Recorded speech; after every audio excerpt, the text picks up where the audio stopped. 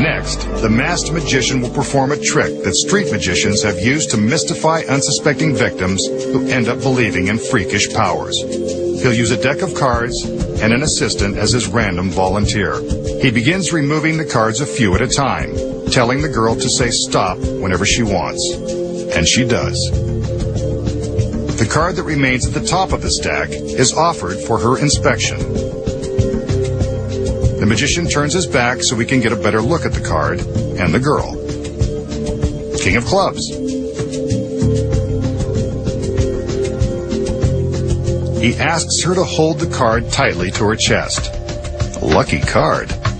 Then he shows her an ordinary lighter. That's a real flame. So remember, don't try this at home. Ouch! That's what happens when you play with fire. See? A blister. Painful. There it is, as if we needed a better look.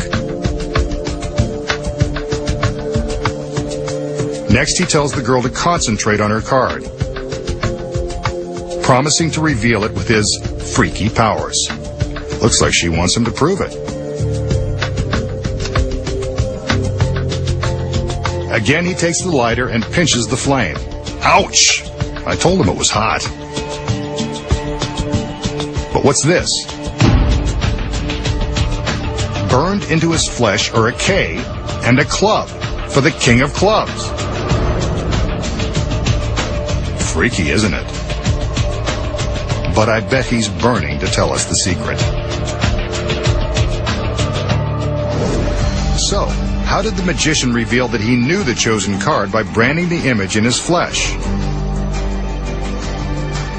Here are the secrets. Let's start with the cards. The magician knew which card the girl would choose all along, because before the trick began, he marked the location of the King of Clubs with his little finger. He removes a few cards, and when the girl tells him to stop, he removes one final stack. The card on top of the remaining pile is the one he offers to the girl. This is how he makes sure she chooses the king.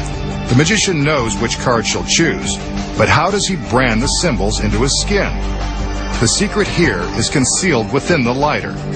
Embossed into the sides of the lighter are stencils representing 3 values on one side and 3 suits on the other. The small circle on the bottom is the stencil the magician uses to convince us that he's caused a blister with the lighter. He turns his back as the volunteer shows her card, and at the same time he's gripping the bottom of the lighter tightly.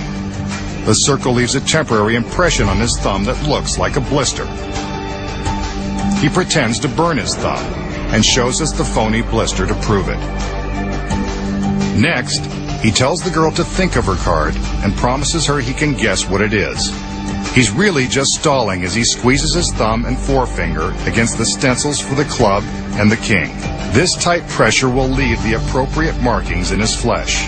When he pretends to burn himself the second time, he can reveal the impressions which have been secretly left by the stencils. And now, you know the secrets.